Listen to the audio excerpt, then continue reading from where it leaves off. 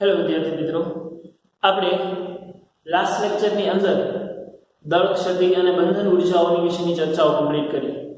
બરોબર. હવે આજના લેક્ચરની અંદર આપણે એની જે દળ ક્ષતિ અને બંધન ઉર્જા વિશેનો ખ્યાલ આપણે મેળવ્યા છીએ એની વિશે દાખલા અને એમસીક્યુમાં વાત કરવાની છે. પણ છોકરાઓ, આની અંદર એક ખાસ વસ્તુનું ધ્યાન રાખવાનું છે આપણે કે કેલ્ક્યુલેશન સમયે જે ડિજિટ લઈએ છીએ એ બધા પ્રોપર પૂરેપૂરા લેવાના છે. તમારા ટેક્સ્ટ ઇલિસ્ટ્રેશન શરૂ થાય છે એની પહેલા એક બોક્સ આપેલું છે. ઈ બોક્સની અંદર બધી જ વેલ્યુ છે એ એક્યુરેટ તમને આપી દીધેલી છે અને બને ત્યાં સુધી મેક્સિમમ ઈ વેલ્યુને યાદ રાખી અને ઈ જ વેલ્યુનો ઉપયોગ થાય એવી કોશિશ કરવાની છે. નહીતર શું થશે કે મેં બી કદાચ થોડું ઘણું આન્સરની અંદર વેરિએશન આવી શકે. બરાબર. તો દળ ક્ષતિની આપણે લાસ્ટ લેક્ચરની અંદર ચર્ચા કરી હતી કે ભાઈ દળ ક્ષતિ આપણે કોને કીધી હતી કે જ્યારે કોઈ એક એટમ લઈએ છીએ એના ન્યુક્લિયસના ઘટક કણોનો દળનો સરવાળો અને માસ સ્પેક્ટ્રોમીટરની મદદથી માપેલું દળ એ બંનેમાં કંઈક વેરિએશન આવે છે. કોનું વધારે આવે છે ભાઈ? તો કે ભાઈ ઘટક કણોનો સરવાળો છે ને એ વધુ આવે છે એક્યુરેટ દળ કરતા, અને એના કારણે માસ દળની ક્ષતિ ઉત્પન્ન થાય છે. અને આ દળની ક્ષતિ છે એ દળ ક્ષતિ શેમાં? એની બંધન ઉર્જામાં ઈ દળ છે એ વપરાઈ ગયું છે કે જે ઉર્જાની મદદથી પ્રોટોન અને ન્યુટ્રોન કે પ્રોટોન ન્યુટ્રોન ન્યુક્લિયસની અંદર એકબીજાની સાથે જકડાયેલા છે. અને બીજી વાત એ પણ કરી હતી કે ઈ દળ ક્ષતિને આપણે કઈ રીતે દર્શાવતા હતા? તો કે ભાઈ ઈ દળ ક્ષતિ આપણે આ રીતે દર્શાવતા હતા. દળ ક્ષતિ આપણે આ રીતે દર્શાવતા હતા ભાઈ કે number of proton into mass of proton plus number of neutron into mass of neutron એનો બેનો સરવાળો greater than to mass m. જે આ દળ હતું એ કયું દળ હતું? જે આપણે માસ સ્પેક્ટ્રોમીટરની મદદથી માપેલું દળ હતું એ દળ હતું. બરોબર. તો અને પછી દળ ક્ષતિના આધારે આપણે એની ઉર્જા શોધી જેને EB કીધું હતું, એની બંધન ઉર્જા EB is equal to આપણને મળતું હતું ડેલ્ટા mc². આન્સર ઇક્વેશન ઉપરથી આપણે મેળવ્યું હતું. અને આની ઉપરથી આપણે એક EBN નું મૂલ્ય મેળવ્યું હતું. યાદ રાખો EBN એટલે શું કર્યું હતું? EB બાય A કર્યું હતું. ન્યુક્લિયોનની બંધન ઉર્જા એક પ્રોટોન કે એક ન્યુટ્રોન કેટલી ઉર્જાથી એના ન્યુક્લિયસ સાથે જકડાયેલો છે એને આપણે શું કીધું હતું? એની EBN, ન્યુક્લિયોન દીઠ બંધન ઉર્જા. આ ન્યુક્લિયોન દીઠ બંધન ઉર્જાની અંદર આપણે આલેખ જોયો તો એની અંદર વાત કરી હતી કે ભાઈ જેનો પરમાણુ દળાંક 30 કરતા વધુ, જેનો પરમાણુ દળાંક 30 કરતા વધુ અને 170 કરતા ઓછો હતો, બરોબર ને? 30 કરતા વધુ અને 170 કરતા ઓછો હતો એની EBN છે હાઈએસ્ટ હતી. આટલાની EBN જે છે એ સૌથી વધુ હતી. ઠીક છે ને? લખી નાખીએ આપણે વધુ EBN એટલે લગભગ બરાબર કેવી? અચળ EBN. ખરેખર તો અચળ નહોતી, ક્યાંક વેરિએશન થોડું ઘણું હતું જ, પણ લગભગ બરાબર આપણે અચળ એને ગણતા. તો આટલી વસ્તુ છે એ આપણે લાસ્ટ લેક્ચરની અંદર ક્લિયર કરી. ટુડે આજ આપણે એની જ વસ્તુના દાખલા અને એમસીક્યુની અંદર ધ્યાન આપવાનું છે. છોકરાઓ, મોટા ભાગની ગણતરી છે એ તમારે જાતે કરવાની થશે. આંકડાકીય માહિતી છે એટલે હું અહીંયા કેલ્સી લઈને બેસું નહીં, ઓબ્વિયસ વાત છે.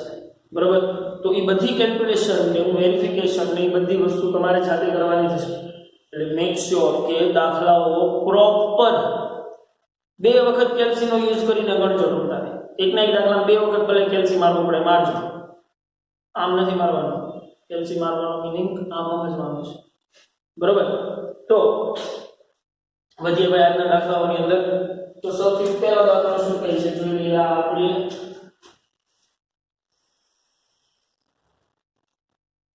1 ગ્રામ દ્રવ્યની સમતુલ્ય ઉર્જાની ગણતરી કરો. 1 ગ્રામ દ્રવ્યની સમતુલ્ય ઉર્જાની ગણતરી કરવાની છે. આઈન્સ્ટાઈન સાપેક્ષવાદ અનુસાર આપણને ખબર છે કે E બરાબર આપણે શું કહીશું? mc². બરાબર. તો m બરાબર કેટલું છે? 1 ગ્રામ છે. તો ગ્રામની અંદર પહેલા કેજીમાં કન્વર્ટ કરવું પડશે. તો કેટલા થઈ જશે? 1 × 10⁻³ kg. મૂકી દો કિંમત. E બરાબર 1 ગુણ્યા 10 ની માઈનસ 3 ગુણ્યા 3 ગુણ્યા 10 ની 8 અને એનો વર્ગ સ્ક્વેર. અહીંયા જે તમને ઊર્જા આવશે એ ઊર્જા શેમાં આવશે? જૂલમાં આવશે. અહીંયા જે આવશે એ ઊર્જા શેમાં આવશે? જૂલમાં આવશે. એ ઊર્જાને જો તમારે ઇલેક્ટ્રોવોલ્ટમાં ફેરવી હોય તો ભાગ્યા 1.6 ગુણ્યા 10 ની માઈનસ 19 કરો એટલે હવે જે તમને ઊર્જા મળશે એ ઊર્જા શેમાં મળશે? ઇલેક્ટ્રોવોલ્ટમાં. આપણે બંનેમાં ગોતી રાખવાનું, બરોબર ને? ઇલેક્ટ્રોવોલ્ટમાં કે જૂલમાં, પણ એનર્જી આવે એટલે બંનેમાં આપણે દર્શાવી દેવાય, જૂલમાં ઇલેક્ટ્રોવોલ્ટ બંને, બરોબર? રેડી ભાઈ? તો બધી આનાથી આગળ હવે તો એનાથી નેક્સ્ટ જઈએ તો કે એક એટોમિક માસ યુનિટને સમતુલ્ય ઊર્જા પ્રથમ જૂલમાં અને પછી મેગા ઇલેક્ટ્રોવોલ્ટમાં શોધો. આ પરથી ઓક્સિજન 816 ની દળ ક્ષતિને મેગા ઇલેક્ટ્રોવોલ્ટ પર c² માં દર્શાવો. જો આ દર્શાવવાનું છે ને એ મહત્વનું છે. વાત સેમ જ થશે પણ શું ફેર પડશે એ આપણે જોઈએ. તો કે ભાઈ પહેલા તો એક એટોમિક માસ યુનિટ એટલે કેટલા કેજી થાય એ આપણને ખબર હોવું જોઈએ. એક એટોમિક માસ યુનિટ એટલે કેટલા કેજી થાય એ આપણને ખબર હોવું જોઈએ. તો કે ભાઈ 1 atomic mass unit is equal to 1.66053 ગુણ્યા 10 ની માઈનસ 27 કેજી થતું તો કે નહીં? યાદ છે? એક એટોમિક માસ યુનિટ એટલે 1.66053 ગુણ્યા 10 ની માઈનસ 27 કેજી થતું હતું. પણ એને સમતુલ્ય ઊર્જા ગણવાની છે. જો હવે આ દાખલામાં જે ઊર્જાનું વેલ્યુ ગોતશું ને આપણે એને યાદ જ રાખી લેવાની છે.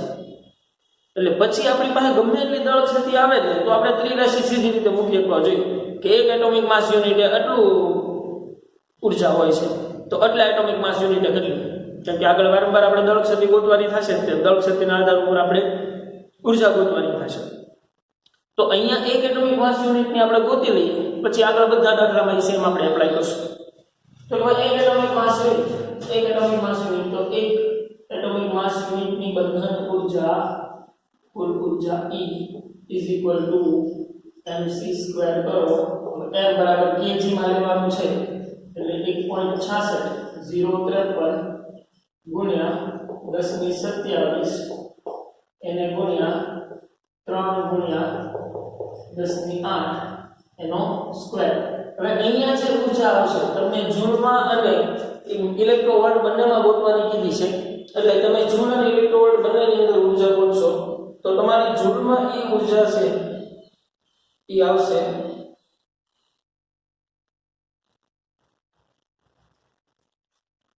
એ ઊર્જા આવશે 1.4924 ગુણ્યા 10 ની માઈનસ 10.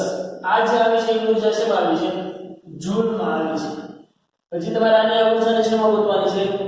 મેગા ઇલેક્ટ્રોવોલ્ટમાં કન્વર્ટ કરવાની છે એટલે E ઇઝ ઇક્વલ ટુ શું કરશો?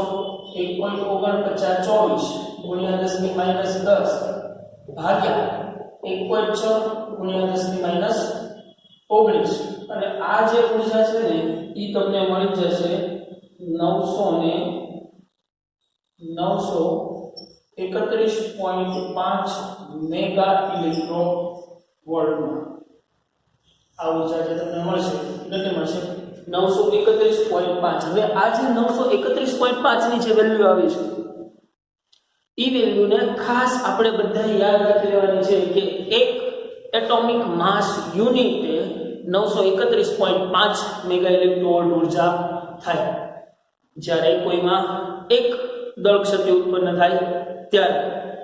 હવે તમને એમ કહે છે કે ઓક્સિજનની દળ ક્ષતિ આ પરથી ઓક્સિજનની દળ ક્ષતિને મેગા ઇલેક્ટ્રોવોલ્ટ પર c² માં દર્શાવો. હવે મેગા ઇલેક્ટ્રોવોલ્ટ પર c² માં દર્શાવ્યું તો ખરા પણ ઓક્સિજનની જે દળ ક્ષતિ છે એ આપણે થિયરીની અંદર ભણી ગયા. ઓક્સિજનની જે દળ ક્ષતિ છે એ આપણે જોઈ ગયા કે ઓક્સિજનની દળ ક્ષતિ 0.13691 હતી. 0.13691 એટોમિક માસ યુનિટ હતી. બરોબર ને? કોની? ઓક્સિજનની દળ ક્ષતિ આપણે એટલી હતી. તો હવે આની બંધન ઊર્જા મેગા ઇલેક્ટ્રોવોલ્ટ પર c સ્ક્વેરમાં દર્શાવો એટલે જો કેમ થાય હવે આના વસ્તુ હું સીધી અહીંયા એપ્લાય કરું છું તો અત્યારે પહેલી વખત ત્રિરાશી મૂકું છું તો કે ભાઈ એક એટોમિક માસ યુનિટે 931.5 મેગા ઇલેક્ટ્રોવોલ્ટ ઉર્જા થતી હોય તો જો દળ શક્તિ 0.13691 યુનિટ હોય તો દળ શક્તિ કેટલી તો ઉર્જા કેટલી તો સીધું તમે શું કરશો હવે તમને ઉર્જા સીધી મળી જાય કેટલી કરવાની હવે તમને ખબર પડી ગઈ 0.13691 ગુણ્યા 931.5 કરી દેવાનું એટલે અહીંયા જે ઉર્જા આવશે ઈ આ જો ઉર્જા આવે છે આ જે ઉર્જા આવશે ઈ કેટલી આવશે ફોર એક્ઝામ્પલ હું તમને ચેક કરીને જ બતાવું કે ભાઈ ઈ ઉર્જા 127.5 સમથિંગ આવે છે 127.5 મેગા ઇલેક્ટ્રોવોલ્ટ આ તમને ઉર્જા મળી છે પણ તમને એમ કહે છે કે એની દળ શક્તિને મેગા ઇલેક્ટ્રોવોલ્ટ પર c સ્ક્વેરમાં દર્શાવો તો ઈ તો મળી જાય જો ખાલી એકમ કન્વર્ઝેશન છે આપણે E બરાબર શું કરીએ છીએ E બરાબર ડેલ્ટા m c સ્ક્વેર કરીએ છીએ તો ડેલ્ટા m શું થશે delta m E by c square થાય હવે E બરાબર તો કેટલું મળશે E બરાબર એટલું મળશે E બરાબર મળશે 127.5 મેગા ઇલેક્ટ્રોવોલ્ટ પર c સ્ક્વેર ખાલી દળ શક્તિને દર્શાવવાની કીધી છે વાત સમજાય છે ખાલી દળ શક્તિને શું કીધું છે દર્શાવો મેગા ઇલેક્ટ્રોવોલ્ટ પર c સ્ક્વેર માં આપણે ઉર્જા તો ગોતી લીધી કે એક એટોમિક માસ યુનિટ હોય એટલે 931.5 થતું હોય તો 0.13691 કેટલી 0.13691 ઉર્જા કેટલી મળે છે 127.5 મેગા ઇલેક્ટ્રોવોલ્ટ 127.5 મેગા ઇલેક્ટ્રોવોલ્ટ આપણે એને દળ શક્તિમાં દળ શક્તિ મેગા ઇલેક્ટ્રોવોલ્ટમાં દર્શાવવી હોય તો કે દળ શક્તિ મેગા ઇલેક્ટ્રોવોલ્ટમાં ન દર્શાવી થાય કેમ કે દળ શક્તિ દળનો એકમ થયો તો કે ભાઈ એને ભાઈ c સ્ક્વેર આવશે એટલે ખાલી એને દર્શાવવાની જસ્ટ મેથડ કીધી છે બાકી બીજું કાંઈ નથી રાઈટ વધીએ એનાથી આગળ ભાઈ આપણે હવે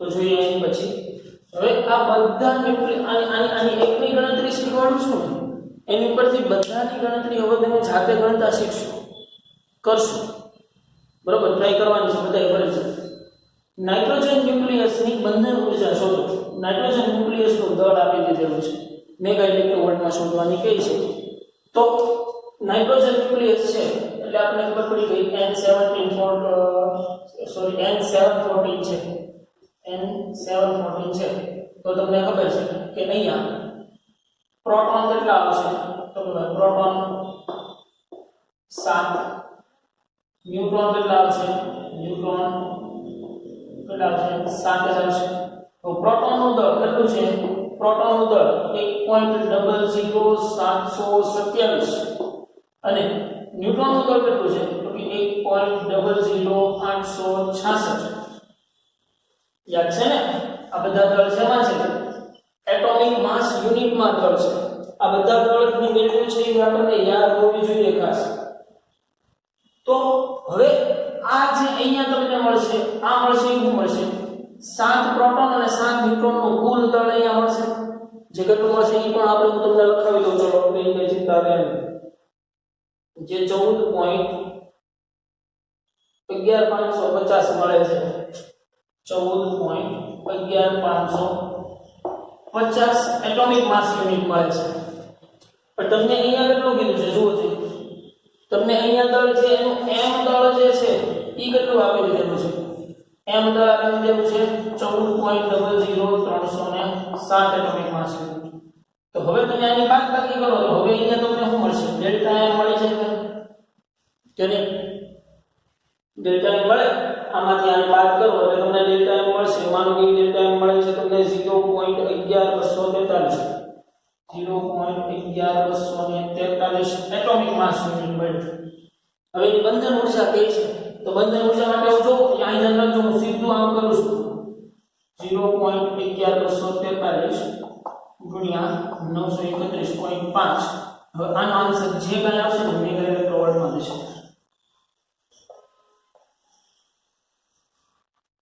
થઈ જાય કે નહીં આસાન વસ્તુ આ 931.5 યાદ રાખ્યું હોય કેમ કે નહીતર તમે શું કરે આ જે મળી છે દળ એને પહેલા તેની કેજીમાં ફેરવે કેજી માંથી કર્યા પછી તમે કર્યા v બરાબર ડેલ્ટા mc², ડેલ્ટા mc² ની અંદર આન્સર આવશે ઈ પણ જૂલમાં આવશે, પછી પાછા એને ભાગ્યા 1.6 × 10⁻19 કરશો ત્યારે તમને આન્સર મળશે ઈ મેગાઇલેક્ટ્રોવોલ્ટમાં મળે. પણ એની બદલે આપણે હવે સીધું યાદ જ રાખી લેવાનું છે કે એક એટોમિક માસ યુનિટ કેટલી બંધન ઊર્જા થાય છે 931.5 થાય છે. તો એટલે કેટલી આને ગુણ્યા 2 નાખો તો મળી ગઈ એની બંધન ઊર્જા. સિમ્પલ. પણ દળ ક્ષતિ ગોતવામાં ખાસ ધ્યાન રાખવાનું છે. નાઇટ્રોજન કીધો છે તો નાઇટ્રોજનમાં 7 પ્રોટોન અને 7 ન્યુટ્રોન, તો 7 પ્રોટોન અને 7 ન્યુટ્રોન એનું કુલ દળ કેટલું થાય છે એટલું થાય છે. અને નાઇટ્રોજનનું માસ સ્પેક્ટ્રોમીટરની મદદથી માપેલું માસ તમને આપેલું છે એટલું થાય છે. તો બે દળ ક્ષતિ કેટલી ઉત્પન્ન થાય છે તો કેટલી થાય છે પછી તો સીધું નલ ગુણ્યા 931.5 કરી નાખો એટલે તમને એ ઊર્જા મળી જાય. આ બહુ ઈઝી વસ્તુ છે. આ 931.5 વાળી વાત છે ને એને ફિટ મગજમાં બેહાડી દેજો કે એક એટોમિક માસ યુનિટ એટલી ઊર્જા હોય છે તો જ્યારે દળ ક્ષતિ એટલા એટોમિક માસ યુનિટ બને ત્યારે કેટલી. સિમ્પલ. નહીતર તમે આને કેજીમાં કન્વર્ટ કરો, કેજીમાં કન્વર્ટ કરીને સૂત્રમાં મૂકો તો આન્સર જૂલમાં આવે ને એને પછી 1.6 × 10⁻19 વડે ભાગો ત્યારે જે આન્સર પાછો ઇલેક્ટ્રોવોલ્ટમાં આવે. એની કરતા બેટર વસ્તુ છે કે આ યાદ રાખી લેવાય કે એક એટોમિક માસ યુનિટ 931.5 હોય તો ફલાણા એટોમિક માસ યુનિટ કેટલી ઊર્જા થાય. સિમ્પલ. ગણી શકાય એવી વસ્તુ છે આસાનથી. તો હવે એની પછીનો એક દાખલો જે છે દાખલા નંબર 4. જો આ દાખલો તમારે જાતે ગણવાનો થશે. શું કરશો? સેમ. ચલો એને હું ઝડપથી અહીંયા દર્શાવી દઉં છું તમારી સરળતા ખાતર. એને હું ઝડપથી અહીંયા દર્શાવી દઉં છું પણ એ વસ્તુની કેલ્ક્યુલેશન અને આંકડાઓ જે છે એ તમારે જાતે મૂકવાના થશે. બરોબર છે? શું કહે છે? નીચેની વિગતો પરથી Fe 56 અને Bi 83,209 ન્યુક્લિયસની બંધન ઊર્જા મેગા ઇલેક્ટ્રોવોલ્ટમાં શોધો. એ બંનેના માસ સ્પેક્ટ્રોમીટરની મદદથી માપેલા દળ તમને આપી દીધેલા છે. સૌથી પહેલા તો હું વાત કરું કોની Fe ની વાત કરું. ચલો Fe માં 26 અને 56 બરાબર. તો તમે અહીંયા કરો પ્રોટોન કેટલા થશે 26 અને ન્યુટ્રોન કેટલા થશે તો ન્યુટ્રોન કરતા તો આવડે ને ભાઈ a - z 56 - 26 એટલે કેટલા થઈ જશે 30. માસ ઓફ પ્રોટોન કેટલું છે 1.00727 અને માસ ઓફ ન્યુટ્રોન કેટલું છે 1.00866. અહીંયા જે તમને મળશે એ કુલ દળ છે કોનું માસ ઓફ પ્રોટોન અને માસ ઓફ ન્યુટ્રોન. પણ તમને Fe નું કેટલું દળ આપી દીધેલું છે? Fe નું દળ આપી દીધેલું છે 55.39.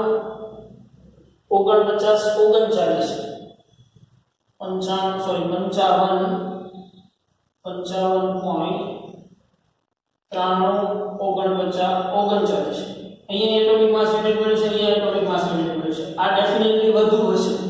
હવે તો વસ્તુનો અંદાજ આવી જાય ને કે આ ડેફિનેટલી વધુ હશે, એની કરતા આ ઓછું છે. તો હવે તમે મેળવી લો ડેલ્ટા m. આને નાની બેને હું કરી નાખો બાદબાકી કરી નાખો તો તમને મળશે ડેલ્ટા m ની એટોમિક માસ યુનિટ બંધન ઊર્જા શોધી છે. તો E બરાબર જે કાંઈ આવ્યું છે E અને ગુણ્યા 931.5 તો તમને જે ઊર્જા મળી જશે E બરાબર ખાલી જગ્યા મેગા ઇલેક્ટ્રોવોલ્ટ મળી જાય કે નહીં? ગણી શકાય ભાઈ આરામથી અને આસાનથી. ગણી શકાય ને? Fe નું જે રીતે ગણ્યું છે એ જ રીતે Bi નું ગણી નાખો. પ્રોટોન કેટલા થશે 83, ન્યુટ્રોન કેટલા થશે 209 - 83. મળી જાય કે નહીં? પ્રોટોનની સંખ્યા મળી ગઈ, ન્યુટ્રોનની સંખ્યા મળી ગઈ. કુલ દળ મેળવી લો. દળમાંથી આ દળને બાદ કરો તમને ડેલ્ટા m મળી જાય. પછી એને ગુણ્યા 931.5 કરી નાખો એટલે સીધો જે તમને આન્સર મળશે શેમાં મળશે મેગા ઇલેક્ટ્રોવોલ્ટ. મળી જાય કે નહીં? ગણી શકાય ભાઈ આરામથી અને ઈઝીલી ગણી શકાય એવી વસ્તુ છે. એની પછી આગળ વધીએ તો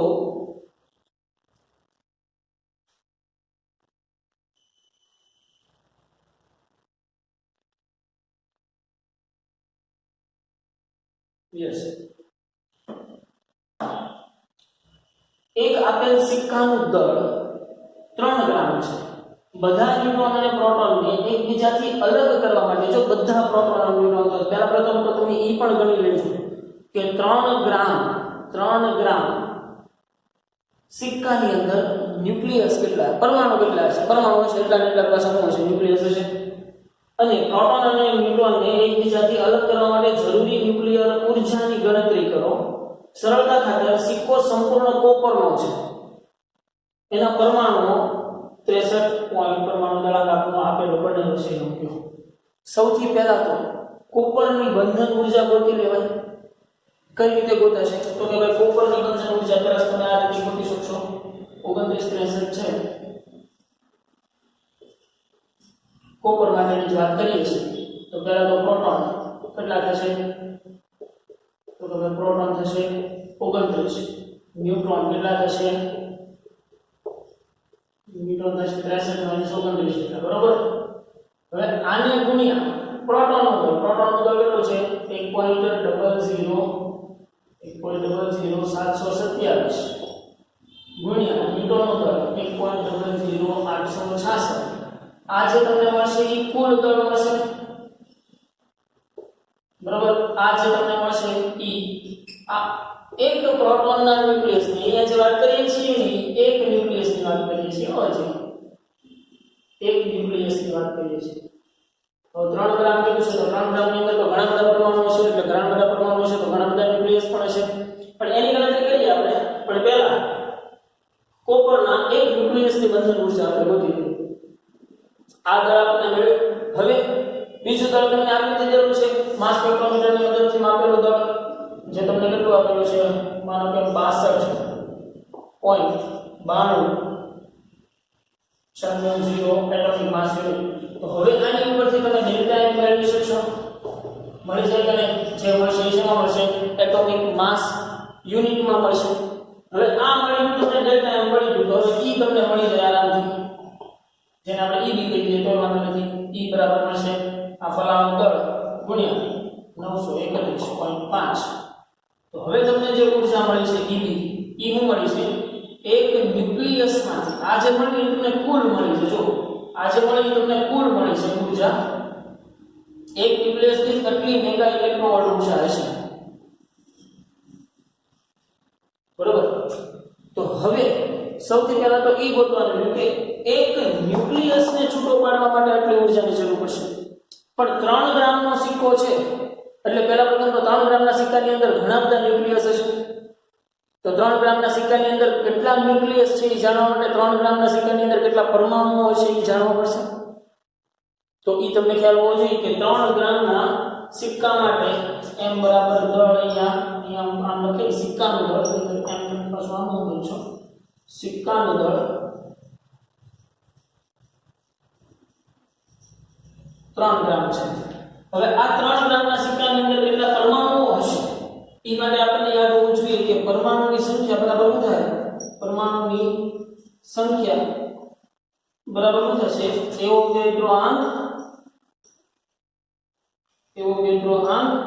ગુણ્યા દળ m સિક્કાનું દળ m ભાગ્યા પરમાણુ ભાર a યાદ છે કે નહીં એવું કઈ કેમિસ્ટ્રીની અંદર ઘણા બધા દાખલાઓ આ રીતના પરમાણુ નંબર ઓફ આઇટમ્સ ગોતવાના તમે કરી ગયા છો તો નંબર ઓફ આઇટમ્સ ક્યારે મળશે તો કે ભાઈ એવોગેડ્રો આંક ગુણ્યા દળ ભાગ્યા પરમાણુ ભાર તો શું થઈ જશે એવોગેડ્રો 6.023 ગુણ્યા 10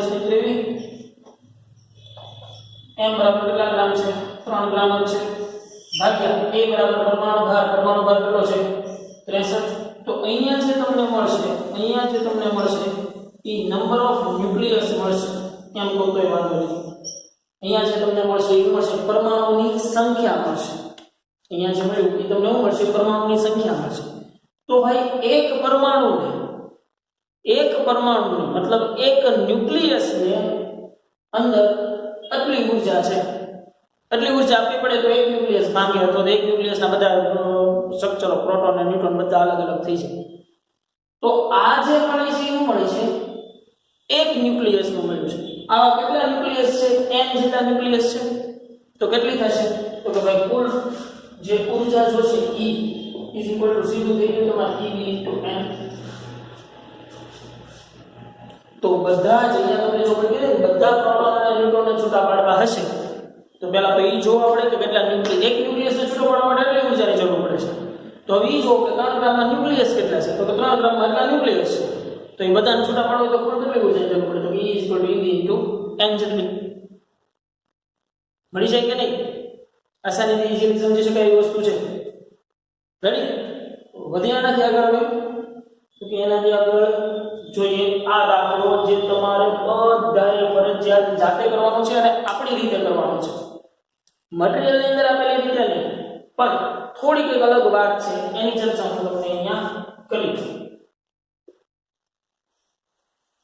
જો આપણે જે રીતે ગણીએ છીએ એ જ રીતે ગણવાનું છે દાખલો એટલે જરૂર જણાય તો આપણે બોર્ડને થોડું સાફ કરી નાખીએ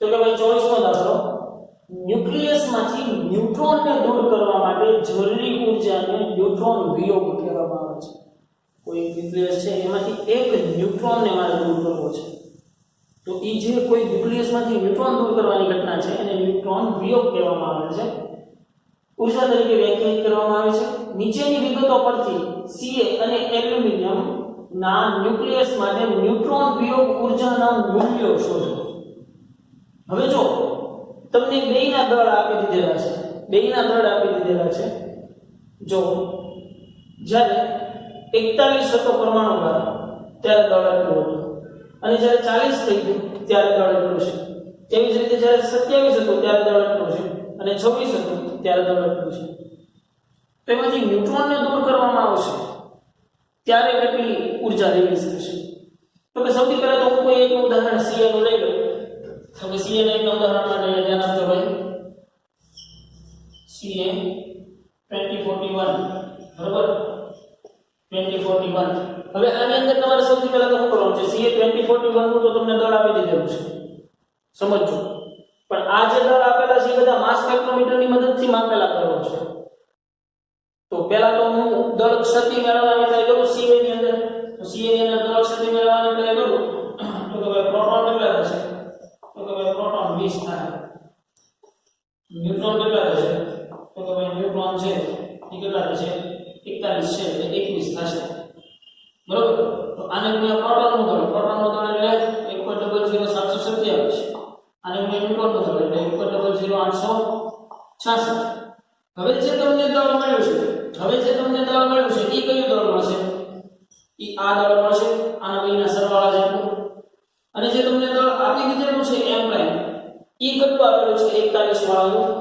40.9622 અહીંયા એટોમિક માસ યુનિટમાં મળશે એટોમિક માસ યુનિટમાં મળશે આની મદદથી તમને દળ ક્ષતિ મળી બરોબર આ જે તમને મળી એ કઈ દળ ક્ષતિ એટોમિક માસ યુનિટમાં મળી બરોબર તો હવે આ જે મળી છે એ તો માત્ર તમને Ca 2041 ની મળી છે પણ તમારે આમાં ન્યુટ્રોન વિયોગ કરવાનો છે ન્યુટ્રોન વિયોગ કરશો મતલબ એક ન્યુટ્રોન દૂર થાય ત્યારે એનું દળ કેટલું મળે છે જુઓ તો કે આમાં એનું દળ તમને આપી દીધેલું છે એક ન્યુટ્રોન દૂર થાય ત્યારનું દળ કયું છે જુઓ આ બેમાંથી આનું છે એક ન્યુટ્રોન ઓછો છે કે કોમાં છે આમાં છે તો આમાંથી હજી જે અહીંયા આવ્યું છે એમાંથી તમે હજી બાદ કરો કેટલું 39.962200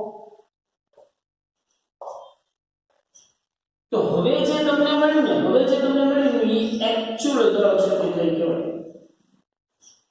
કેમ કે જો આ શું છે એના મૂળ ન્યુક્લિયસનું દળ અહીંયા મળ્યું જે એના ઘટક કણોને આપણે મૂકીએ તો પણ માસ સ્પેક્ટ્રોમીટરની મદદથી એટલું મળે છે તો આ બંનેની થઈને દળ ક્ષતિ કેટલી થઈ કહેવાય કે બંનેની થઈને દળ ક્ષતિ કેટલી થઈ કહેવાય પણ ન્યુટ્રોન વિયોગ કરો છો મતલબ જ્યારે ન્યુટ્રોન દૂર થાય છે ત્યારે કેટલું દળ મળે છે કેટલું મળે છે તો આમાંથી એને કે એનામાંથી આને સ્વાભાવિક છે આમાંથી આને બાદ કરવાનું થાય મોટામાંથી નાનું બાદ કરી તો તો હવે જે તમને દળ ક્ષતિ મળી એ ક્યારે દળ ક્ષતિ મળી કે જ્યારે ઈ ન્યુક્લિયસમાંથી એક ન્યુટ્રોન દૂર થઈ ગયો પછીની દળ ક્ષતિ મળી.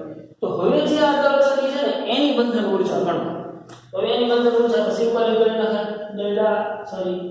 બંધન ઊર્જા EB ડેલ્ટા એમ જેટા એ આપણે તે ગુણ્યા 931.5. તો હવે તમને જે EB મળ્યું ઈશામાં મળ્યું એક ન્યુટ્રોનને દૂર કરતી વખતે જે બંધન ઊર્જા મળે એ ઊર્જા થઈ કહેવાય. Clear? Same to same method તમારે એપ્લાય કરવાની છે એલ્યુમિનિયમ ઉપર. એલ્યુમિનિયમ મૂકો, પ્રોટોનની સંખ્યા, ન્યુટ્રોનની સંખ્યા અને એના દળ એટલે તમને મળશે ઇકોનો એના ઘટક કણોનું દળ મળી જશે. એમાંથી એનું મૂળ દળ કયું? જો આ દળ હજી પ્રોટોન હજી ન્યુટ્રોનને રાખવાનું છે તો અહીંયા હું ન્યુટ્રોનને રાખ્યો છે આપણું દળ તો એની દળ ક્ષતિ મેળવી લીધી. હવે ન્યુટ્રોન દૂર કર્યા બાદ કેટલું દળ મળે છે? એટલું મળે છે. મૂકો અહીંયા કિંમત પાછી સેમ ની જગ્યાએ. એટલે કહું છું આપણા મટીરીયલની અંદર આપેલું છે એ તમને સૂત્ર બનાવવાનું કીધું છે. સૂત્ર ઉપરથી પછી સૂત્ર યાદ રાખવાનું. એવા સૂત્ર યાદ રાખીને એવો ગોખવાની જરૂર નથી. આપણને એક બેઝિક મેથડ ખબર છે જેને આપણે અત્યાર સુધી ફોલો કરતા આવ્યા છીએ એ જ ફોલો કરવાની છે. બરોબર? બહુ નવા બાચકા મારવાની કંઈ જરૂર છે નહીં તો પછી આવડતું હોય એમાંથી જાય. બરોબર? તો આપણે જે આ દાખલો છે એ આ જ મેથડથી આ જ રીતે બધા આન્સર લાવશે. ફરજિયાત આવી પણ જશે. થોડુંક પોતાનું દિમાગ યુઝ કરવાનું. બરોબર? તો વધે એનાથી આગળ હવે આપણે એનાથી આગળ જઈએ હવે ટેક્સ્ટ MCQ વિથ સોલ્યુશન માં. બરોબર? તો શું કહે છે જુઓ જોઈએ. ડ્યુટેરોન 1 2 કે જેમાં એક પ્રોટોન અને એક ન્યુટ્રોન હોય છે. હાઇડ્રોજનમાં ખાલી એક પ્રોટોન જ હોય છે, એમાં ન્યુટ્રોન હોતો નથી. પણ ડ્યુટેરોનની અંદર એક પ્રોટોન અને એક ન્યુટ્રોન. એવી જ રીતે જ્યારે હાઇડ્રોજનનો ત્રીજો સંસ્થાની ટ્રિટિયમ કે જેમાં એક પ્રોટોન અને 2 ન્યુટ્રોન હોય છે. જસ્ટ ફોર ઇન્ફોર્મેશન, ન્યુક્લિયસ માટે ન્યુક્લિયોન દીઠ બંધન ઊર્જા તમને અહીંયા ન્યુક્લિયોનની બંધન ઊર્જા EBN આપેલી છે. તો પહેલા તો હું એ લખી નાખું કે ભાઈ ડ્યુટેરોન માટેની EBN કેટલી છે? તો કે આના માટેની EBN આપેલી છે 1.1 મેગા ઇલેક્ટ્રોન વોલ્ટ. અને હિલિયમ માટે 7 મેગા ઇલેક્ટ્રોન વોલ્ટ છે. હિલિયમ માટે ની EBN છે અને EBN જ છે 7 મેગા ઇલેક્ટ્રોન વોલ્ટ આપેલી છે.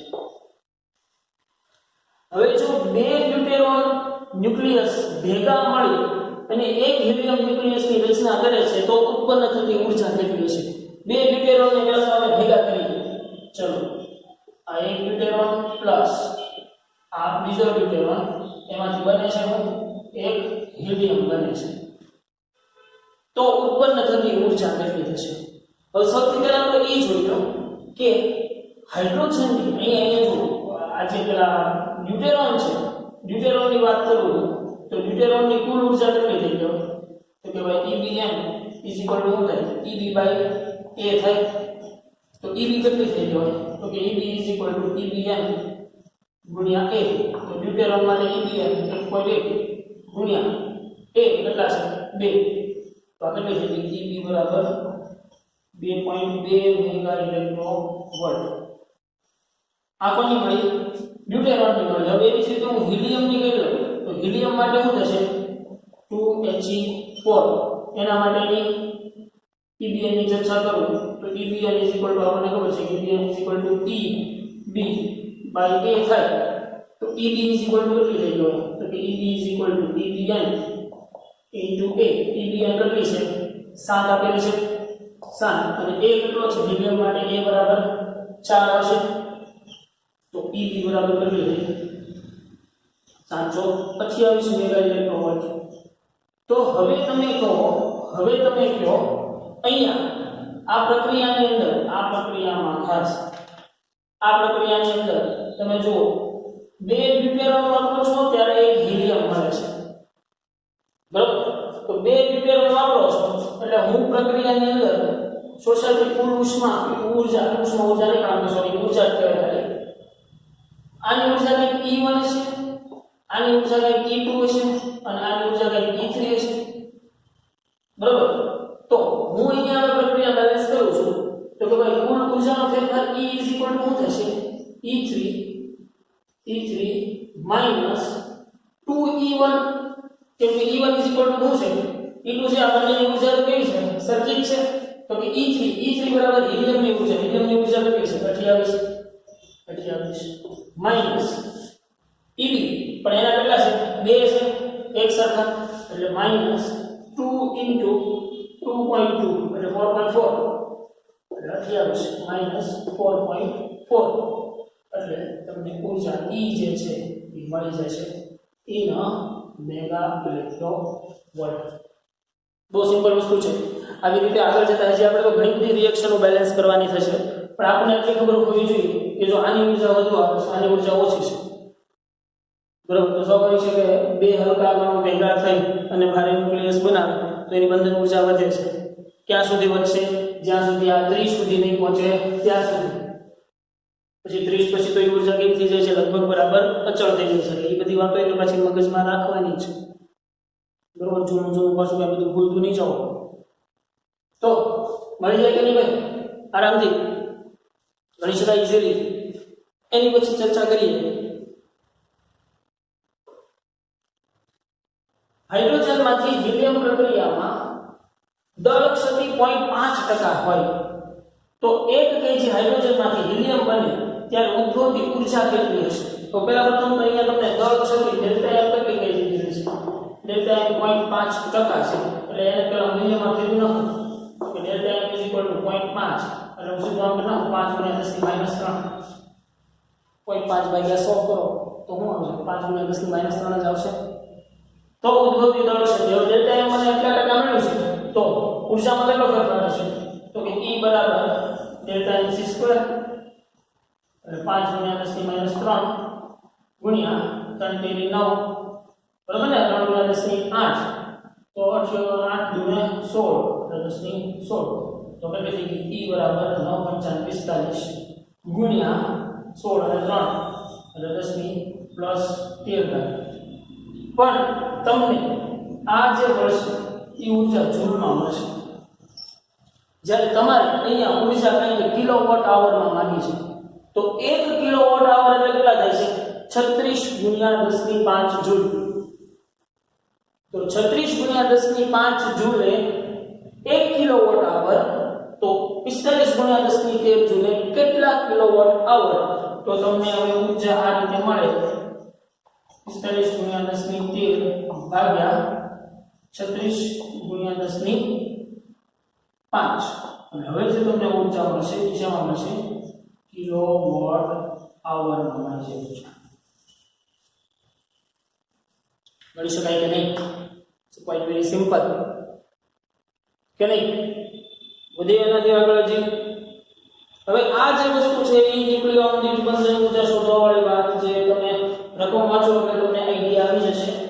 બહુ ઈઝીલી ગણી શકાય એવી વાત છે. જુઓ જોઈએ ટેક્સ્ટ મેડિકલ છે.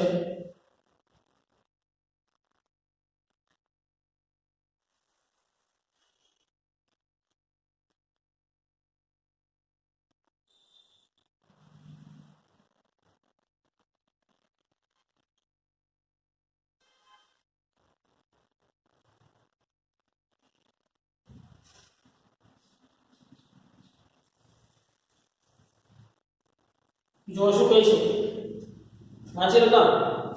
ક્લોરીનના ન્યુક્લિયસનું દળ એટલું છે, જો પ્રોટોનનું દળ એટલું, ન્યુટ્રોનનું દળ એટલું, તો ક્લોરીન ન્યુક્લિયસની ન્યુક્લિયોન દીઠ બંધન ઊર્જા કેટલી થશે? 1 યુનિટ 931.5 નથી લીધા એટલે મેગા ઇલેક્ટ્રોવોટ. ગણી શકાય ન ગણી શકાય? હું કરશો? દળ આપી દીધેલું છે, પેલા ઘટકોનું દળ ગોતી લ્યો. હું કરશો? ઝડપથી યાર, આ વસ્તુ તો સિમ્પલ છે યાર. આવી જેવી જોઈએ પ્રોટોન, બરોબર? પ્રોટોન કેટલા છે? 17. પ્રોટોનનું દળ આમાં તમને આવ્યું છે એટલે ઈ લેવાનું 1.00783. ચલો 783 ન્યૂટન. 17 × 34 ને 35 છે એટલે 18 હશે, બરોબર ને? 18 ન્યૂટન ગુણ્યા ન્યુટ્રોનનું દળ કેટલું છે? 1.00866. આ જે મળ્યું એ તમને દળ m મળ્યું. થી માપેલો દળ 34.9800 એટોમિક માસ યુનિટ એટોમિક માસ યુનિટમાં મળશે આની ઉપરથી તમને મળી ડેલ્ટા m મળી એટલે EB મળી જાય ડેલ્ટા mc² કરવા જોઈએ પણ એવું ન કરાય શું કરાય આજે ડેલ્ટા m આવશે ડેલ્ટા m ગુણ્યા 931 તો આ જે તમને EB મળી એ શું મળી ઇનો મેગા ઇલેક્ટ્રો વોલ્ટમાં મળી પણ તમને એની ન્યુક્લિયોનની બંદર ઊર્જા મતલબ EBN પૂછે છે EBN શું કરશો EB બાય A EB કેટલું મળ્યું છે જેટલું મળ્યું હોય એટલું A કેટલું થશે 35 તો અહીંયા તમને મળી ગઈ EBN ઇનો મેગા ઇલેક્ટ્રો વોલ્ટ સિમ્પલ કે નહીં હવે આ બધા દાખલાઓ છે ને આ રીતના દાખલાઓ છે ને તો તમે બહુ બધા રજૂઆત શીખી ગયા છો અને જાતે જ શીખજો ભાઈ જેથી કરીને પછી તમને લોચો ન પડે અચ્છા હવે બહુ ઇન્ટરેસ્ટિંગ વસ્તુ આવે છે એક આલેખને ધ્યાનથી અને કાર્યક્રમથી સમજવાનું છે આકૃતિમાં એક ન્યુક્લિયોનની બંધન ઊર્જા વિરુદ્ધ પરમાણુ દળાંકનો આલેખ આપેલો છે ન્યુક્લિયોનની બંધન ઊર્જા EBN વર્સિસ A નો આલેખ આપેલો છે તો નીચેનામાંથી કઈ પ્રક્રિયા ઊર્જાનું ઉત્સર્જન થશે ઊર્જાનું ઉત્સર્જન ક્યારે થાય ભાઈ એ વસ્તુ તમને પહેલા ખબર હોવી જોઈએ તો કે ભાઈ અંતિમ ઊર્જા છે એ પ્રારંભિક ઊર્જા કરતાં વધુ હોય તો ઊર્જા છે એનું ઉત્સર્જન થાય તો મેળવીએ જોઈએ કઈ પ્રક્રિયા કરી છે એક y માંથી 2z સુધી જાવ ત્યારે y માંથી 2z મતલબ આવી રીતે આવો ત્યારે અને એક w માંથી 2y માં આવો ત્યારે એક આવી રીતે આવો તો સૌથી પહેલો પોઈન્ટ ઇનિશિયલ પોઈન્ટ y થી આપણે ટ્રાવેલિંગ શરૂ કરીએ ક્યાં સુધી z સુધી આવ્યો ચલો તો કે પ્રારંભિક ઇનિશિયલ પોઈન્ટ કયો છે કે ભાઈ આ પ્રારંભિક બિંદુ થયું કહેવાય અને આ અંતિમ બિંદુ થયું કહેવાય તો પ્રારંભિક ઊર્જા કેટલી થઈ ગયો જુઓ છો પ્રારંભિક ઊર્જા EB કેટલી થઈ ગયો તો કે આ બિંદુએ એની EBN કેટલી છે 8.5 તો આ બિંદુએ એની EBN into A થાય ને કુલ ઊર્જા જો તો EBN EB by A તો EB EBN into A થાય કે ને તો ઇનિશિયલ પોઈન્ટ EB કેટલી છે 8.5 અને એના બિંદુએ A કેટલું છે 60 મૂકો 8.5 ગુણ્યા 60 બરાબર તો 480 સમથિંગ એક ઊર્જા મળશે ચલો આ મળી ગઈ સમથિંગ બરાબર એમાં છે વેલ્યુ લખી નાખો એટલે આ મેગા ઇલેક્ટ્રોવોલ્ટ મળી હવે અંતિમ કયું છે તો કે ભાઈ અંતિમ બિંદુ કયું છે અંતિમ ઊર્જા EB મેળવવા માટે પણ જેમ કે તમને અહીંયા 2z બિંદુ છે એટલે આના બિંદુને બમણું ગણવાનું છે તો આના બિંદુને બમણું ગણવાનું છે એટલે ગુણ્યા 2 તો કરી નાખો 2EBN into A હવે 2 ના 2 EB અંતિમ બિંદુએ EB કેટલું છે તો કે 5 એના બિંદુએ z કેટલો છે સોરી A કેટલો છે 30 તો મૂકો 5 નું 10 ના 300 સમથિંગ મેગા ઇલેક્ટ્રો વોલ્ટ બરોબર હવે આ કેટલું મળે છે એ જરાક આપણે ચકાસી લઈએ કે એ પ્રારંભિક મળે છે 510 મેગા ઇલેક્ટ્રો વોલ્ટ મળે છે ને અહીંયા 300 જો અહીંયા પ્રારંભિક ઊર્જા વધુ છે અંતિમ ઊર્જા કરતા તો અંતિમ મતલબ એમ થાય કે અહીંયા પ્રક્રિયામાં ઊર્જા વપરાઈ જાય છે એટલે ઊર્જાનું ઉત્સર્જન થશે નહીં મતલબ અહીંયા ઉત્સર્જન નહીં થાય ઉત્સર્જન થશે નહીં અહીંયા ઊર્જાનું શોષણ કરવું પડશે બરાબર હવે પછીના બીજા બિંદુમાં શું કહે છે હવે પ્રારંભિક અને અંતિમના સ્થાન કરી દે આ W કયું કરવું આગળ લઈ ચલો આ W ગણી અને અંતિમ તો આ છે તે આ પ્રારંભિક અને આ અંતિમ તો હવે મેળવો છે પ્રારંભિક ઊર્જા તો કે ભાઈ પ્રારંભિક ઊર્જા is equal to EB is equal to EBN into A પ્રારંભિક માટે EB કેટલું છે 7.5 એના સમય અથવા સોરી આનો પરમાણુ ક્રમાંક લીધા તો એટલે આપણે પ્રારંભિક બિંદુ E નહીં લઈએ પ્રારંભિક બિંદુ આ લેશું એટલે બે આપેલું છે પરમાણુ ક્રમાંક રીતે અને આ રીતે 8 અને 120 8 અને 120 બરોબર એટલે કેટલી થઈ જાય 960 થઈ જાય એટલે મેગા ઇલેક્ટ્રો વોલ્ટ હવે પ્રારંભિક મળી ગઈ છે અંતિમ જો તો હવે અંતિમ ઊર્જા EB જો અહીંયા જે 2y છે એટલે 2EBN into 2EBN into A હવે 2 ના 2 EB કેટલું છે EBN કેટલું છે અંતિમ માટે 8.5 અને 60 8.5 અને 60 તો હવે આનું કેટલું થશે તો કે 8.5 અને 60 510 એટલે 1020 થઈ જાય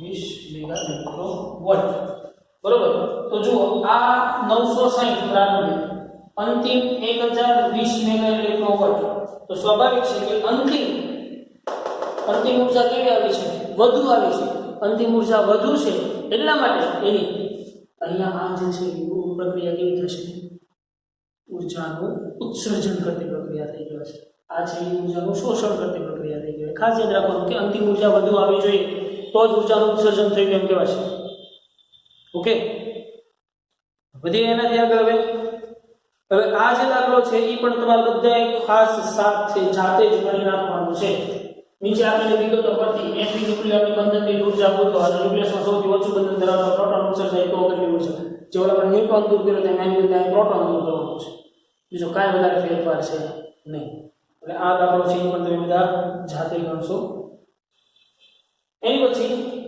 એસએલપી ના દાખલાઓમાં એક પરમાણુ કે p પરમાણુ છે કે જેનો પરમાણુ ક્રમાંક z છે અને પરમાણુ ભાર n છે q છે કે જેનો પરમાણુ ક્રમાંક z પ્રાઇમ છે અને પરમાણુ ભાર 2n છે ન્યુક્લિયોનની બંધન ઊર્જા ન્યુક્લિયોનની અને EBN આપી દીધી છે EBN x અને y હોય અને x હોય અને આની y હોય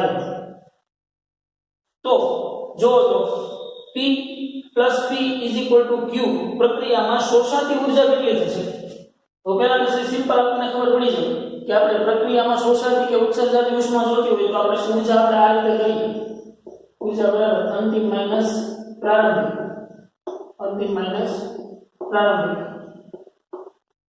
તો હવે અંતિમ ઊર્જા કેટલી છે આ જે છે આને મેં કીધું છે ત્યારે શોષાતી ઊર્જા કેટલી છે y છે માઈનસ આ કેટલું છે પ્રારંભિક કેટલું છે આ છે x પણ હવે અહીંયા એક વસ્તુની પ્રક્રિયા બેલેન્સ કરવાની છે કે અહીંયા જુઓ છે કુલ પરમાણુ ભાર કેટલો થાય છે n + n એટલે અહીં 2n આવશે અને અહીંયા કેટલું છે 2n જ છે તો તમારી પ્રક્રિયામાં ઊર્જાનો ફેરફાર સિમ્પલ થઈ જાય 2ny - 2nx 2ny - 2nx simple અંતિમમાંથી પ્રારંભિક બાદ કરો એટલે તમને ઊર્જાનો ફેરફાર મળશે ઊર્જાનો તફાવત મળશે very easy thing એની પછી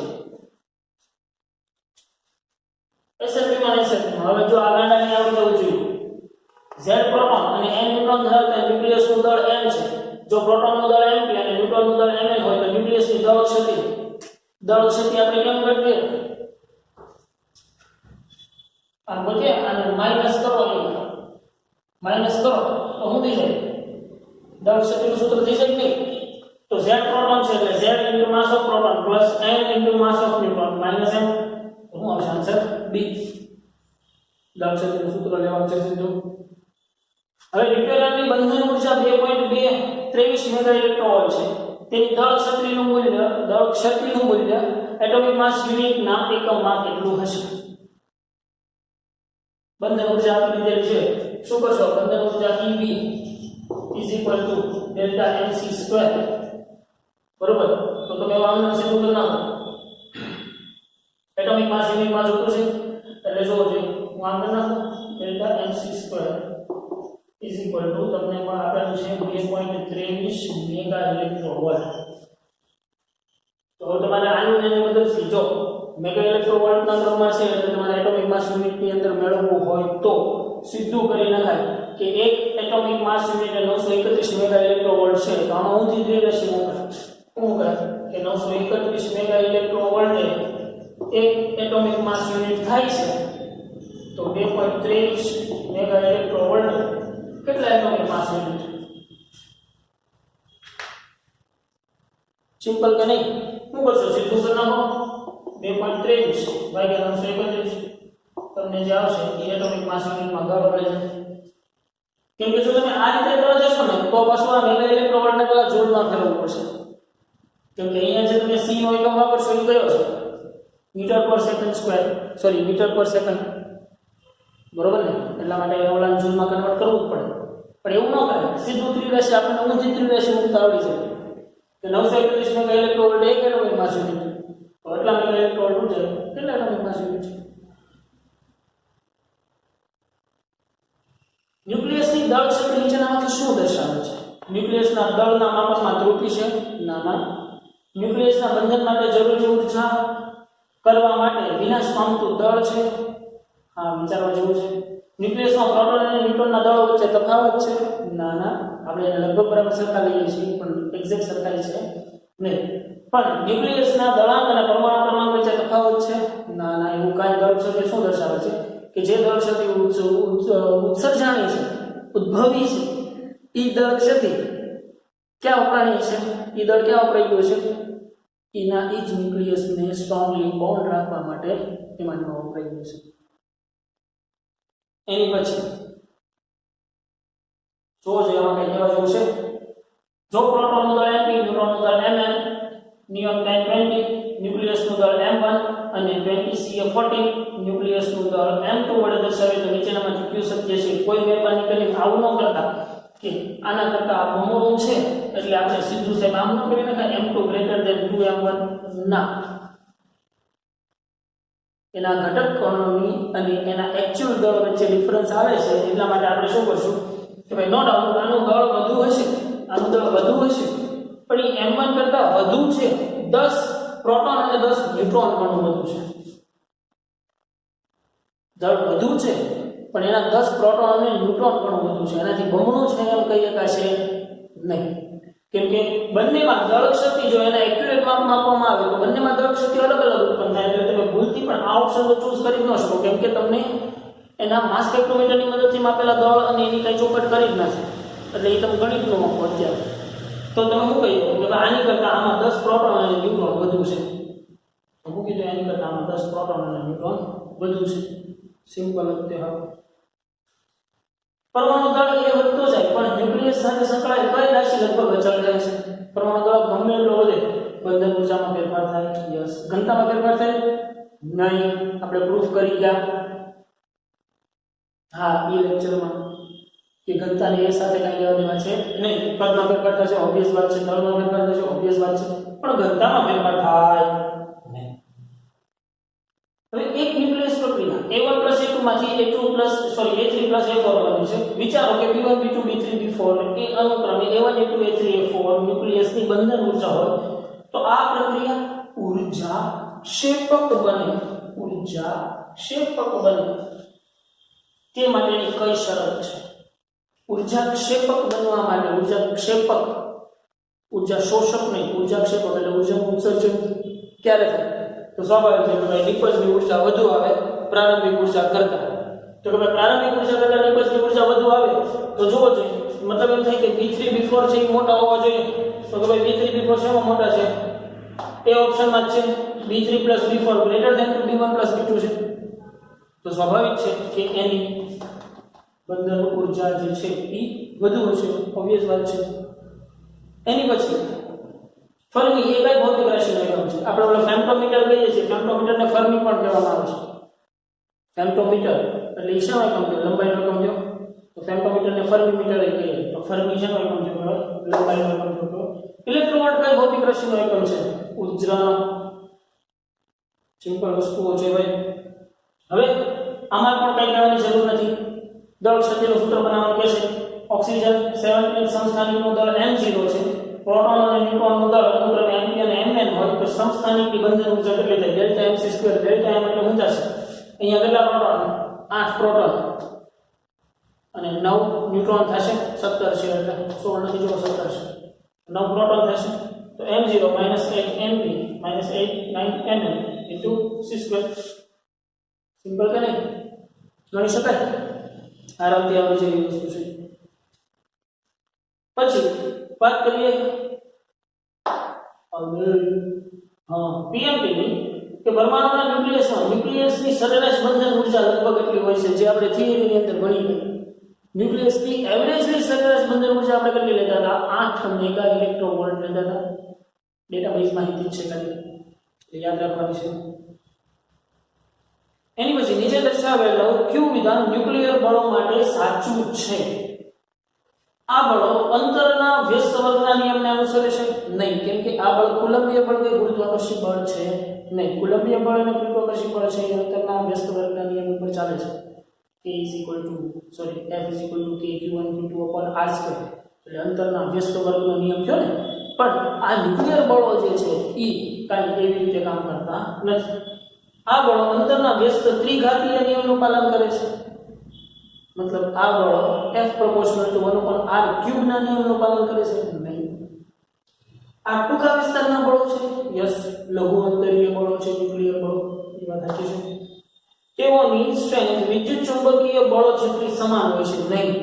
આ તો ભાઈ ન્યુક્લિયર બળોનો બાપ છે, એટલે ઈ કાંઈ કોઈના જેવો હોય નહીં. બરોબર છે? વધે એનાથી આગળ. હવે જો બે પ્રોટોન વચ્ચે, બે ન્યુટ્રોન વચ્ચે અને પ્રોટોન વચ્ચે લાગતા ન્યુક્લિયર બળો અનુક્રમે FPP, FNN અને FPN હોય તો આમાંથી શું સાચું છે? આપણે શું કીધું હતું કે ન્યુક્લિયસની અંદર લાગતા બધા બળો જે છે એ એના પાડોશી સાથે સંબંધ રાખે છે. હવે એનો પાડોશી સ્ત્રીલિંગ છે કે પુલ્લિંગ એને લેવા દેવા છે નહીં. પાડોશી હોવો જોઈએ. બરોબર? એટલે એ પડખે પછી પ્રોટોન છે કે પડખે ન્યુટ્રોન છે એને કઈ લેવા દેવા છે નહીં. તો એનો મતલબ એમ થાય કે બધા સાથે એ બળો કેવા લગાડે છે? સરખા લાગે છે. મતલબ FPP લગભગ બરાબર FNN અને લગભગ બરાબર FPN થશે. કેમ કે એ ત્રણેના ઝુમખામાં લાગતા બધા બળો છે લગભગ બરાબર કેવા લઈએ છીએ? આપણે સરખા લઈએ છીએ. કેમ કે એના પાડોશી કણ સાથે લેવા દેવા છે. એ કણ કયો છે એની સાથે એને લેવા દેવા છે નહીં. એની પછી એક એટોમિક માસની યુનિટની ઉર્જા કરીએ કેટલા મેગા ઇલેક્ટ્રોવોલ્ટ થાય? 931. જો આ ઘણી જગ્યાએ 0.5 ગણે છે, ઘણી જગ્યાએ નથી કરતા, ન ગણે જેને મુબારક, ગણે તો આપણને મુબારક. આપણે 931 યાદ રાખી લેવાનું. બરોબર? મોજ સડે તો 0.5 ગુણાવવાનું, મોજ ન સડે નહીં ગુણાવવાનું. એવું નહીં કરવાનું. પછી MCQ નંબર 20 કે નીચેનામાંથી કોના કિસ્સામાં ન્યુક્લિયોન દીઠ બંધન ઉર્જા મહત્તમ છે? અચ્છા, આ રીતે તમને યાદ હોવું જોઈએ. થિયરીની અંદર બતાવી કે આ થિયરી બેઝ જ છે. કોની બંધન ઉર્જા સૌથી વધુ હશે? તો તમને પ્રશ્ન એમ થાય કે સાહેબ અહીંયા દળ બળ કે એવું કાંઈ તો આપેલું નથી, તો હાઉ કેન બી સે? But you have to say. કઈ રીતે કહી શકાય? તો કે ભાઈ એક નજર ઇધર ડાલીએ. ઇધર શું છે કે જેનો પરમાણુ ભાર 30 કરતા વધુ અને 170 કરતા ઓછો એની બંધન ઉર્જા સૌથી વધુ આવતી હતી. બાકી બધાની બંધન ઉર્જા એની કરતા તો એટલે સ્લો આવતી. તો 30 કરતા વધુ તો કે આ નથી. 30 કરતા વધુ છે, 30 કરતા વધુ છે, 30 કરતા વધુ છે, પણ 170 કરતા વધુ છે. આ અહીં આવે. તો હવે પ્રશ્ન રહ્યો આ બેમાંથી Fe અને 141 Pa. તો યાદ કરો થિયરીની અંદર હાઈએસ્ટ બંધન ઉર્જા કોની હતી કે જેનો પરમાણુ ભાર 56 હતો? આલેખમાં તમે જુઓ ને તો શરૂઆતમાં 30 પછી આમ છે ને એક ઢાળ આવે છે. એ ઢાળથી પછી 56 પછી છે ને એ બધી વસ્તુ ઘટતી જાય છે, પછી આગળ જતા ચાલતી જાય, પછી ઓલા 130 170 કરતા પછી હાવ ઘટતી જાય. તો એની અંદર યાદ હોવું જોઈએ કે જેનો પરમાણુ ભાર 56 છે એની ન્યુક્લિયોન દીઠ બંધન ઉર્જા કેટલી થતી હતી? 8.75 મેગા ઇલેક્ટ્રોવોલ્ટ સમથિંગ થતી હતી. યાદ છે? આપણે સરેરાશ બંધન ઉર્જા 8 મેગા ઇલેક્ટ્રોવોલ્ટ રાખીએ છીએ, પણ હાઈએસ્ટ એમાં કેટલી હતી? 8.75 કે જેનો પરમાણુ ભાર 56 છે. પરમાણુ ભાર 56 કોનો છે? Fe નો છે. સિમ્પલ કે નહીં? સમજી શકો એ વસ્તુ છે આસાની. તો આ ડેટાબેઝ માહિતી છે જેને થિયરીની અંદર આપણે યાદ રાખવી જોઈએ. એની પછી હિલિયમનો પરમાણુ ભાર 4 અને સલ્ફરનો પરમાણુ ભાર 32. તો સલ્ફર ન્યુક્લિયસની ત્રિજ્યા હિલિયમ ન્યુક્લિયસ કરતા ઘણી યાદ છે યાર. હવે આ ત્રિજ્યા વાળો કોન્સેપ્ટ તો આપણે યાદ જ છે. હવે r = r0 × k ની 1/3. તો r = a/3 મેળવી નાખો r1/r2 કરી પછી કહી દો કોણ કોના કરતા કેટલું ઘણું મોટું નાનું જે કાંઈ હોય તે રાઈટ કે નહીં. એની પછી જોઈએ તો કે માસ ઓફ પ્રોટોન અને માસ ઓફ ન્યુટ્રોન. પ્રોટોન અને ન્યુટ્રોનના દળો છે. જો m દળના એક પ્રોટોનમાં z પ્રોટોન્સ અને m ન્યુટ્રોન્સ હોય તો નીચેનામાંથી કઈ શરતો જો જે પદાર્થ છે ને એનું દળ m છે, કુલ z જેટલા પ્રોટોન છે n જેટલા ન્યુટ્રોન છે. તો આપણે શું કરીએ તો કે ભાઈ z mass of proton plus n mass of neutron અને e હંમેશા એના માસ સ્પેક્ટ્રોમીટર થી માપેલા દળ કરતા તો વધુ જ હશે કે નહીં? આપણે અહીંયા ચર્ચા કરી કે એક વસ્તુ કરી કે નહીં કે ઘટક કણોના દળનો સરવાળો એના સ્પેક્ટ્રોમીટર થી માપેલા માપ કરતા વધુ જ હશે. તો શું આવશે? આ શું જોવો જોઈએ? યસ સી હશે કે નહીં? તો વધીએ એનાથી પણ આગળ. હવે અચ્છા, હવે આ વસ્તુ તો તમે ગણી શકો ભાઈ. પ્રોટોનનું દળ એટલું છે, ન્યુટ્રોનનું દળ એટલું છે, તો હિલિયમની બંધન ઊર્જા શોધો. હિલિયમ કેટલું છે? 2 પ્રોટોન અને 2 ન્યુટ્રોન. 2 પ્રોટોન 2 ન્યુટ્રોન એના દળ સરવાળો આ દળ આપેલું છે. દળ બાદ કરો, દળ ક્ષતિ મળો ગુણ્યા 931 મેગા ઇલેક્ટ્રોન કરો, વાત ખતમ કરો. સિમ્પલ કે નહીં? હે ભાઈ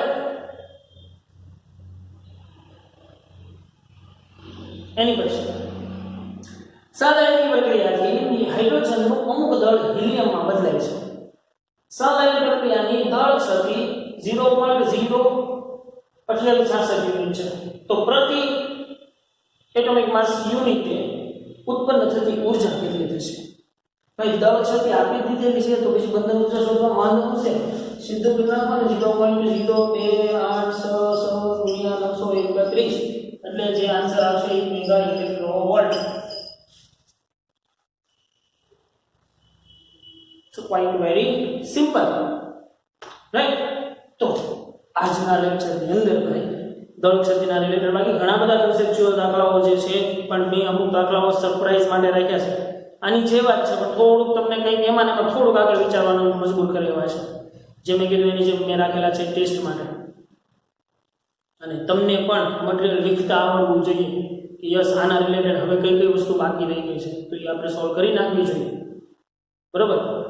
તો આજના લેક્ચરની અંદર રાખીએ ભાઈ આપણે અહીંયા સુધી. મળીએ પાછા નેક્સ્ટ લેક્ચરમાં. પણ એની પહેલાં લખીએ હોમવર્ક. હોમવર્ક આપણે લખશું થોડે ઝડપથી અને ઉતાવળથી. એટલે લેવલ 1A હું લખું, તમે લખો છો કે હું લખું કે તમે લખો છો? ચલો ને તમારા માટે તો બધા વાંચો.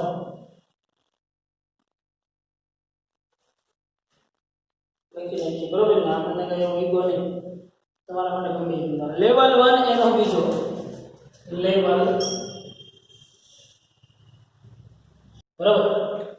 આટલી વસ્તુ જે છે એ હોમવર્કની અંદર વન ટાઈમ છે. મેક શ્યોર કે ભાઈ બધાની કેલ્ક્યુલેશન મેં તમને પહેલા પણ કીધું એની જેમ શાંતિથી વ્યવસ્થિત કેલ્ક્યુલેશન કરવાની છે, કોઈ પણ જાતની ભૂલ પડ્યા વગર. રાઈટ?